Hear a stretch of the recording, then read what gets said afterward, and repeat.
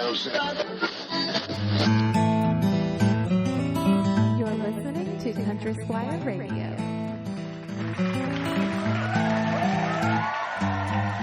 Welcome to Country Squire Radio. I'm Bo. And I'm John David. JD. Hey, Bo. Good morning, bro. Man, good morning to you. Yeah, man. Back in the saddle. Feels good to kind of be back around. And, man, it's beautiful, but really frigid. You're not lying, man. I was going to say, welcome from the frigid north of Jackson, Mississippi. That's right. However, we're really not in a good place to make that joke. I mean, up north, they've had like legit, No, igloo we always weather. talk about it this time of year, but our friends in like Minnesota and Michigan and whatnot are laughing at us with glee. I've seen the pictures too, man. They're true. Like I really, this is the thing. Growing up, I loved snow. Yeah. And I thought I wanted to live in a place with snow. Until you are in snow. Well, exactly. And when you're an adult, it's like, man, you got to shovel it. You got to do all this stuff. I know. The schools closed down. Nobody will take your kids. Dude, my hands are starting to crack. It's so cold. Like something about I've had to start like really watching my my skin and stuff. You're getting old, man. Isn't that terrible? You're getting old. Man, I thought I smelled prunes when I woke up this morning. We're supposed to be the young guys, young guns behind the mic here. And, we're talking about, I feel it in my bones. I'm gonna.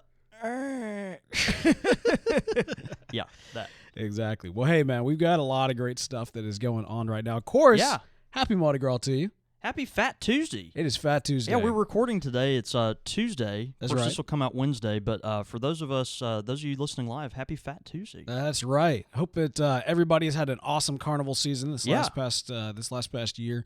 Unfortunately, we haven't been able to travel or do anything because my wife is crazy pregnant. Yeah, and so that kind of limits some of your traveling abilities. She carries it well, though, Bo. Yeah, carries it quite well. Very true. Right. Very true. And yeah, man. So we've got the beads and everything. The house is all decked out. I thought about wearing some beads for the show, but I mean it's audio, so right. But I mean it does kind of, if you wear the beads, it makes you think like, I'm at a Mardi Gras party. You're a part of it. Yeah. Well, we had a lot of friends. Of course, we live in Jackson, which is just a few Jackson, Mississippi, which is just a few hours north of New Orleans here. So a lot of our Country Squire pipe community traveled down there this past weekend for the events and festivities. And I've actually never been to Mardi Gras. Have you not? I have not. It's one of those things that I hear so many incredible, out of control stories that it's like, man, I just don't know if I want to go. But I don't know if I want to go. That's a certain kind of Mardi Gras. Like that's a misconception, is that like the only Mardi Gras party is the crazy, wild, insane one. Like I don't remember the last 5 hours of my life kind of party, and right? I mean, there's for one thing, I don't have time for that. It's a carnival season, so our friends at New Orleans Pipe Club can kind of attest to this. But the idea is that you have several different parties, several different crews, several different parades, all throughout like several week period. Yeah. And so, for example, 2 years ago, I went down. My uncle is a member, or at least at the time was a member of the crew of Cork.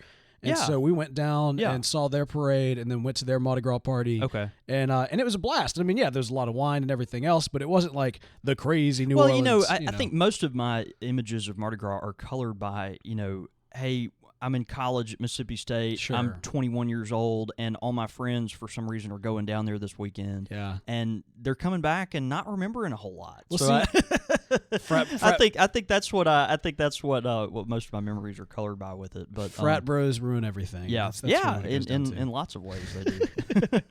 Well, hey, one thing that cannot be ruined, and that is Heroes of the Bowl. Heroes of the Bowl today. Yes, sir. All right. So we have covered several different Heroes of the Bowl, and I'll pull back the curtain a little bit. While you were off this past week, we had Tim the Apprentice on, right? And the weird thing is, and this is kind of a weird time travel type deal for you. The episode that actually went out was recorded the week prior to that, and the episode that we recorded last week will end up going out in the future when my future child is born. That one's kind of in the hopper, right? Exactly. So, for down the road when you've got to take a leave of absence. Yeah. Exactly. So the great thing is, if you're listening to the podcast, you don't even need to know that because it'll all flow perfectly for you. But for the live show, anybody who listens live and then also listens to the podcast is like crazy confused. And so anyway, for like the one person that does both. Our listeners are smart though. While they're smoking their pipe, they'll figure it out. They'll figure it out. But anyway, so last week, even though I just had a conversation about Heroes of the Bowl, that'll be coming out in the future. I'm really looking forward to sharing that with everybody. But in the meantime, man, let's talk about our some new Heroes of the Bowl. if you've never listened to this before, right, give them kind of a primer of what we're doing here. Yeah, John David will bring somebody, a pipe smoker of history. I will bring a pipe smoker of fiction. We'll kind of discuss a little bit. Who was this person? Why did they smoke? What do they smoke? That sort of good stuff. Right, But, that's right. Who do you have for us today? Man, John? today I'm excited. I have Johann Sebastian Bach. Oh, man. And a lot of folks, of course, don't know he was a pipe smoker. We don't know a lot about his pipe smoking because just not a lot of records from that era. But the reason we know that he is because he wrote a beautiful poem about pipe smoking. Oh, yeah. Really interesting. We'll get to that later. But just Johann Sebastian Bach, for those of you who aren't aware, if you've never heard of Bach, we need to have a discussion. But generally thought of as one of the great masters of all-time classical music. Bach lived from the late 17th century to the mid 18th century. He died in 1750. And when he died, the general consensus is that the Baroque era of music also died. He Baroque it. Wow. When he died at Baroque. So, it's one of those things. He was such a master of that era. And what's fascinating is he was not really celebrated during his lifetime. He was thought of as a church organist, someone that played a lot of church kind of events, but not thought of as a composer.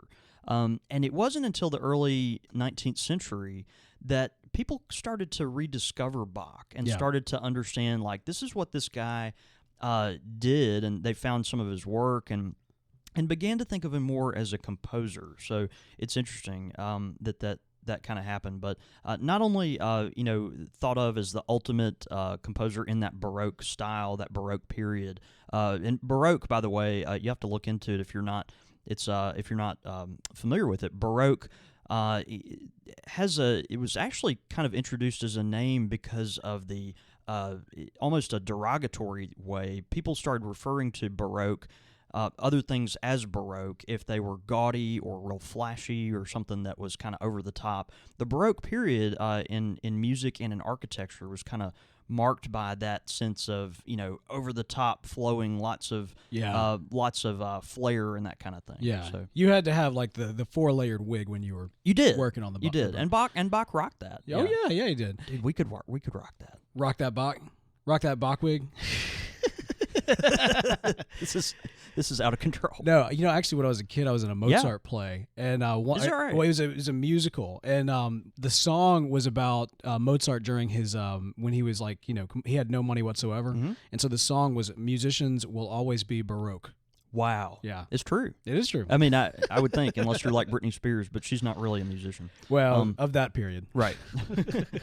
Anyway, Bach, fascinating individual. He, generally thought of as kind of a genius, known for his Brandenburg concertos, his two passions, the Goldberg variations, which I'm actually not familiar with. The Brandenburg concertos are excellent. When I was in college, and other people that enjoy listening to classical or orchestral music might second this, but I would put on Bach to study because I found that it helped me to focus. And it was interesting. No other real composers would do that with me, but for some reason Bach would. And it was something about his rhythmic, repetitive kind of I don't even know the musical terms to describe it, but it's very rhythmic and repetitive, especially that organ music. And turns out that later down the line, I've actually read post that kind of some studies on how that actually does help people focus and study. Is when they listen to some of Bach's arrangements because of that rhythmic piece. So kind of interesting. Of course, Bach was a Lutheran and very very committed to his faith, and so. He wrote over 300 holy cantatas, which are fascinating. Some of those are actually pretty interesting. He wrote also something called a coffee cantata, which is pretty cool. Yeah, awesome. He played a lot at a coffee house. It's interesting. We probably know more about him as a coffee drinker than we do as a pipe smoker. And he. But those two go so well together. Oh, they do. I mean, you can obviously imagine him sitting there sipping his coffee and smoking his pipe. But he took at least 4 cups a day at a coffee shop in Leipzig, which is Western Germany, called Zimmermann's Coffee House. And he performed there a piece called the Coffee Cantata. And I don't have the lyrics in front of me, but basically it was a plea to get this young girl to stop her addiction to coffee, which is kind of interesting. But anyway, at some point in his life, Bach wrote this really beautiful poem, and it's called, the name of it is called Edifying Thoughts of a Tobacco Smoker. Now, of course, we don't know a lot about how, what Bach actually, smoked and how he smoked and how he got introduced to it and all those things. Well, most times that you do see him portrayed in paintings and otherwise with a pipe in his hand, it does appear to be like a straight church warden. Yeah, straight church warden. If it was of the era, it was definitely, definitely clay. And you got to understand, like there at the late 17th century, of course we're talking 1600s there, that's kind of when the pipe was starting to infiltrate Central and Eastern Europe. It was kind of brought through Spain and Britain, and then kind of went through Germany and onto the east. But so anyway, he probably would have smoked stuff we'd be relatively familiar with today, Virginias, Burleys, things like that, out of a clay pipe. So anyway, I'm going to read just a bit of this poem that he wrote. It's a little long. Bear with me. I'm going to read it fast, but it's really great. It's called Edifying Thoughts of a Tobacco Smoker.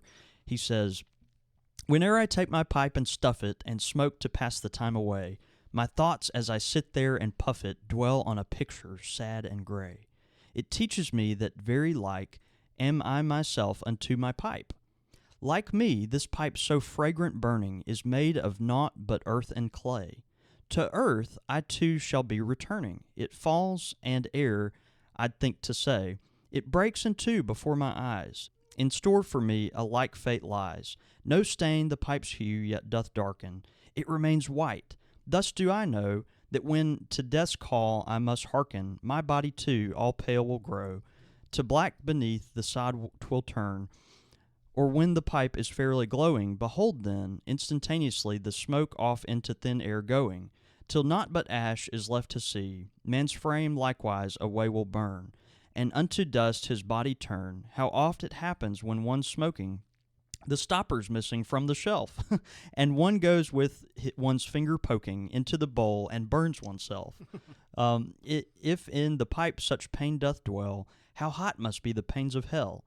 Thus o'er my pipe, in contemplation of such things, I can't constantly indulge in fruitful meditation, and so, puffing contentedly, on land, on sea, at home, abroad, I smoke my pipe and worship God. Interesting poem. He's actually kind of reflecting on, how the pipe is a nice allegory to human frailty, death, and just kind of the human condition there. And so it's really interesting. He kind of brings that into his own experience and his expectations, but then kind of turns it around at the end there in almost just a hopeful way, where he's kind of contented in meditating upon these things. So that's beautiful. Pretty fascinating. Yeah. Anyway, there's Man, Bach. how about that to start your day? Isn't that That something? was great, yeah. I feel like we just this might as well have been like NPR or something. I don't know. Anyway. The pipe poetry of Johann Sebastian Bach, read by tobacconist John David Cole on the Country Squire Radio. This is NPR. Brought to you by the Arthur T. and Kelly V. Goldstein Foundation. This has been Country Squire Radio. I am Bo, sitting in for Frank. I don't know. Just stop it. Who you got today, Bo? That's all I got. Man, all right. Well, good stuff, man. That's a classic right there. And I'm glad that you brought a classic, because I have brought a classic as well. Did you really? Dude, we have talked about wizards before on the show. We have talked about the great Gandalf, right? Who, by the way, is with the whole 50 Shades of Grey thing. I don't know if you've seen the meme that says, "No, here's to the ladies that only need one shade of gray." Oh, wow. It's wow. Gandalf. Oh, it's so good. So good. But no. Today we are actually going to the precursor to Gandalf. Yeah. I'm talking about Merlin. Now, whoa, that's going way back. Specifically, I'm actually referring to Merlin as he appeared in The Sword and the Stone. Okay. Now, The Sword and the Stone was a Disney cartoon back in the day. This was back in the 60s. I want to say 1963 to be specific. And it featured Merlin in what we kind of associate now as kind of that traditional wizardry garb, right? He's like basically wearing a big robe and the big pointy hat. Okay. And he's decked out in blue. He's got a big long beard that is constantly getting in the way of everything that he does. And right when we meet him, he's living in his shack. He's surrounded by all of these different inventions that are ahead of their time. And he's sitting back smoking a pipe. You know, don't you just long for the era where pipe smoking infiltrates our cartoons? Disney cartoons. Like the image there is of a thoughtful man, amongst all these fantastical things, and he's smoking his pipe, and just the contemplative nature of that. Like, dude, it's a great movie too. Like, that's so much cooler than Barney. I think Barney's. I don't think that's a modern thing. Is that not the modern? I think Barney's gone. What's a man. modern thing? Is that like? Is it like a Daniel Tiger's Neighborhood is the one that my kid's really into right now. You know, do they smoke a pipe? No, but I mean, it's you remember Mr. Rogers' Neighborhood? Yeah. All right, Daniel Tiger's Neighborhood is a continuation of the Imagination Land. You know, you go off trolley, we go off into the wall, yeah, and you go off into Imagination Land. And you know, there was a sock puppet named Daniel who had a watch. Okay. And so the idea is this series, Daniel Tiger's Neighborhood, takes place in Imagination Land, and it's the son of that Daniel Tiger. Okay. And it's all like the kids and everything else, and it like has continuity with the original, even though it's kind of a cartoon. And they teach life lessons with song. My kid's way into it, and I'm all about it. Let's talk about Merlin. That's great. Back to Merlin. He was smoking a pipe. Yes, indeed. Sorry about that. But yeah, man. So this is great. When we actually first are introduced to Merlin, he's sitting, like I said, in his shack, surrounded by all these inventions, and he's talking to his owl, Archimedes. Okay. Have you seen this movie? I haven't. No. It's been a long time, so you might have actually seen it as a kid. I may have forgotten. Yeah. But he's talking to his owl Archimedes, talking about the things that are about to come, like the adventure that they're about to have together, and the owl pops out his head and goes, who is this about to come? And you find out that of course the Archimedes can talk, right? And so as Merlin's describing everything, he's lighting his pipe, he's tapping it and everything, and starts blowing those pipe plumes that go up into the air. Right. And the camera pans up to follow the plumes, and there's this big cloud of smoke that they're creating, showing a vision of what's happening outside of the woods. Okay. And so in many respects, the pipe was actually a tool that Merlin would use to look into the future. Okay. And that's fascinating. Yeah, what I love about this character too is he's way ahead of his time, and that's intentional. Not only does he have these mystical, magical powers, one of them is time travel. Okay. And so he has actually not just seen the future, he has been to the future. I did not realize that about him. Well, it's different. I guess I don't know enough about the lore, and maybe this is just unique to this particular thing you're talking about. Well, see, that's the thing, man. I think that this particular interpretation of Merlin added to the lore. I don't think that he was a time traveler before that, because you do now see in some kind of modern reimaginings of Merlin this concept that he was able to travel through time. Okay. But I don't know that actually has roots so much in the early stories as it does with this movie right here. With the movie, right. Yeah. Right. And for many, you got to think for many kids, and in fact, an entire generation, this may have been their first engagement with the character. Okay. And so, that really does kind of set the tone. Absolutely, yeah. In that era of kind of the Arthur and the Knights of the Round Table, pipe tobacco is not as commonly widespread in Europe. Yeah. And so the fact that Merlin would actually have this pipe, and not just any pipe, but actually a briar pipe, speaks to the fact that he's from the future. He's a time traveler. And he I like to think of it as he kind of, makes a quick step a couple decades into the future. Right. Picks up his pipe tobacco, comes on back home. He's got his favorite tobacconist. He might actually be a shopper at the Country Squire right now. He very well may be. There's some guys that fit that kind of old beard look. I bet it's Robert Frederick, or maybe Quentin. Could be, but Quentin shaves.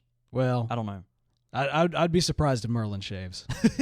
I don't know. I don't think Merlin would do that. He's got that beard down to his toes. Yeah. It might actually be a John Michael George who's going to be returning to Papua New Guinea soon on his mission trip. Although he did shave his beard, but he's going to grow it back as an epic gesture. Nice. Once he gets back down there. Nice. Yeah. Well, aside from time traveling and being able to see visions in his pipe plumes, the big factor about this particular interpretation of Merlin is that he could shapeshift into creatures.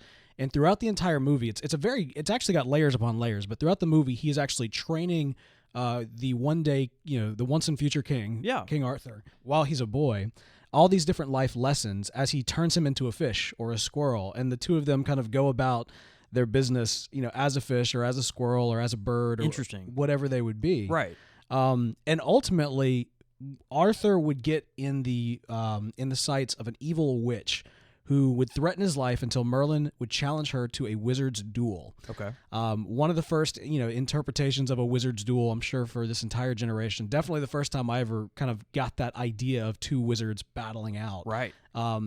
Not quite the Harry Potter laser beam type thing you would expect. Yeah. The idea is that each one would take turns turning into a animal, and the animal, and basically combat each other. Right. So, for example, she would turn into. I think I remember something about that. This ringing a bell? Yeah, it is. Yeah. And his animals were always blue. Hers were always kind of pink, purplish, that sort of thing. And like she would turn into an elephant. He would turn into a mouse. And all of those kind of crazy dynamics that would come across. But that's interesting. Man, that movie really captured my imagination for a lot of different reasons, and Merlin is definitely one of them. That's cool. That interpretation of magic, and then also, as it builds up to learning that this boy that he's been training all this time is actually the king. Okay. Which Merlin didn't quite actually know until he leaves the story to go to Bermuda in the future. And then comes back at the very end to tell the boy, like, no, you're going to be a great king. They might even make a motion picture about you. It's really, really funny. That's awesome. I think I would shapeshift into, like, I don't know.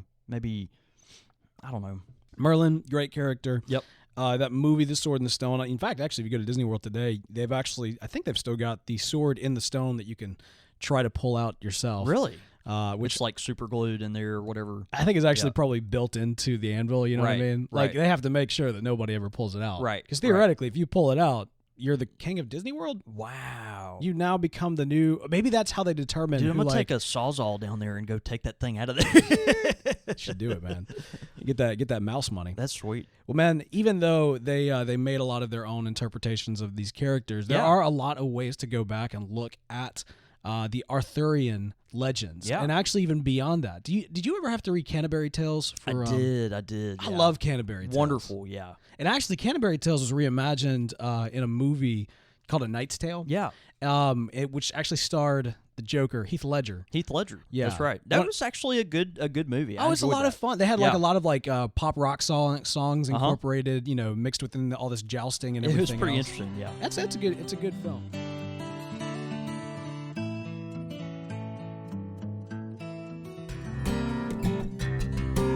Pipe question of the week. All right, this pipe question is from Cigar Jukebox host Dave, who says, "I need your help. I want to do some pipe smoking, but I don't have a pipe, and there are not many pipe shops in Australia to go to for guidance. So, what is a good, inexpensive beginner pipe? Thanks and take care." That's again from Dave from the Cigar Jukebox. Yeah, that's great, Dave. Thanks for chiming in there. I think obviously, people in other countries other than the United States, sometimes do have trouble finding a tobacconist or someone with some authority on the subject that you can actually sit down with and be there one-on-one with as you kind of learn how to tamp and pack and light and clean your pipe and all these things. It's such a physical thing that requires a lot of hands-on stuff. A lot of times it is very beneficial to sit across the table from someone, but of course in some countries they are really aggressive in their kind of efforts to try to snuff out, forgive the pun, but snuff out the pipe. And so anyway, we do ship to some people in Australia, which is interesting. So but if you can't find anyone there, I'd be glad to help you in any way. I think some good pipes that you might think about as far as a beginner's pipe that you're not going to spend a fortune on. Savinelli, over the past couple of years, has taken all their sub $100 stuff, almost all of it, and moved it over to the Rossi line. Rossi's been around for a long time. I'm not exactly sure the history there, but at one point Savinelli acquired Rossi, and they've kind of moved a lot of their real economy stuff over into that. You still get all the great Savinelli shapes. It's similar briar, You have the option in them of using the filter if you would like the balsa insert there. But, it's just one of those things that, you can get a decent pipe for, well under $100. So I might point you in that direction. Other wall pipes, Mitchell Thomas, folks like Benton, if you want to maybe step up a little bit, like a La Roca or something like that. I think there are a lot of options in that realm. So check them out. Any of those we've had really good luck with. Australia, man. Down under. Don't even go. No. Okay. All right. Dave is going to be so disappointed. Sorry about that. Great question, Dave. Really appreciate it. Of course, if you've got a pipe question of the week, you can send it in to csr@podastery.com. Quick Fire with the Squire. Quick fire. You ready for this? I think so. All right. You're very uncertain with that. No. I'm good. It's understandable. All right. The theme of today's quick fire is things that Bo does not want to do for an hour. So which would you rather do? None of these options and any of these questions are things that you would probably want to do for an hour, but you have to pick the one that you would rather do. Okay? All right. Would you rather watch professional wrestling for an hour or an hour of baseball? Baseball. Yeah. Live or on TV? Don't care. Actually, you know what? Even though it's not really a go-to thing for me, yeah. I'd probably say live because I like to heckle the players. Yeah. I like there's this weird. What a jerk. I know. Well, the thing is, I judge like trolls on the internet, and yet I'm a troll in real life and when you it are comes a troll. to this. Right. Because like I love the idea that like I'm sitting right here, and they've got the power to like beat me to death with that bat, or even just hurl something directly at me, and they're not going to do it because then I'll own the team. That's out of control. I would have pegged you, I think, for a wrestling person just because I know you don't. These are all things that you probably would not prefer, but with wrestling, like.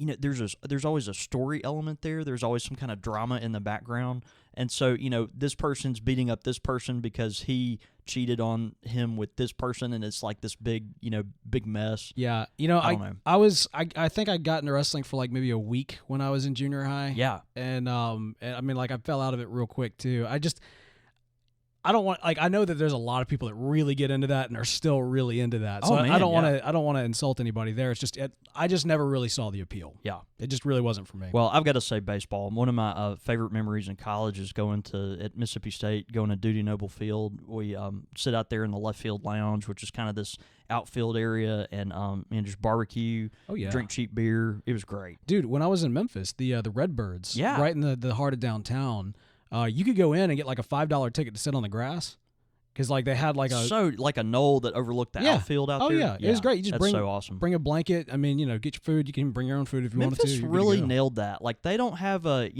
major league team, but they're I guess you'd call it a farm club or AAA or whatever it is. Yeah, for the Cardinals. Not sure. It's for the Cardinals, and it's called the Redbirds. They built this gorgeous stadium right downtown.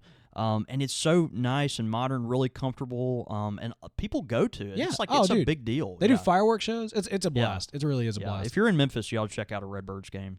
All right, question number 2. If you couldn't say anything for 1 hour, all right, not a peep, would you rather listen to someone talk to you about things, politics or religion, both of which you are diametrically opposed to their opinions? Religion. Yeah. Okay. I'd have to go with religion too. That's weird. That's an interesting. Revelation. Think about it. You have to sit there for an hour and not say anything while you're listening to someone who is extremely opposed to your views in that area. I think I'm probably a little bit more soft-hearted to somebody who is religiously opposed, or has religious opposition to my own than I am somebody politically. The political stuff, yeah. Isn't that interesting? Never realized that about myself. I was thinking these are some good questions. I thought they were kind of fascinating. What about you? Yeah, I'd go with religion too. Yeah. I think for some reason I think I'd have more to learn there. With politics, we hear it kind of 24/7. I know. Even people that don't agree with you and stuff. So yeah. I thought that was interesting. All right, lastly, would you rather sit in a 1-hour lecture on cell biology or astrophysics? I think astrophysics. That sounds pretty cool.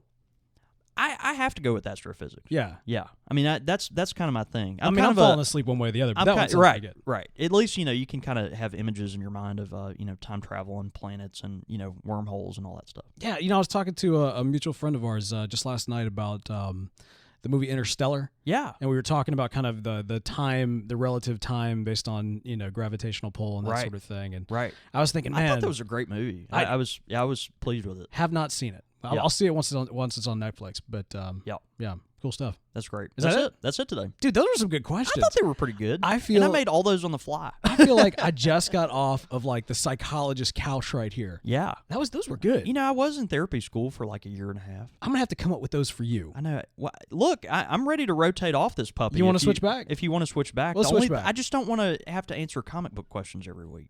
Fair enough. Let's switch back. All right. Well, good stuff. Quick fire questions. Actually, we've got some quick fire questions that were sent in from a couple listeners that I've been collecting. I need to go back. Oh, that's great. Yeah. Get those together. I've been waiting till it's my turn so that I can use those. Now you have an excuse. Exactly. Well, great stuff. If you would like to also add to our quick fire questions, you can do so. Send them in at csr@podastery.com. Your thoughts, your comments, listener feedback. Oh, man. I'm excited for this one. This is really cool. I know. I did not realize that this was in the hopper here. This is great. All right, so we got this, I believe, yesterday. Maybe it was over the weekend. Yeah. And this is from listener WC, who's out in Milton, Tennessee.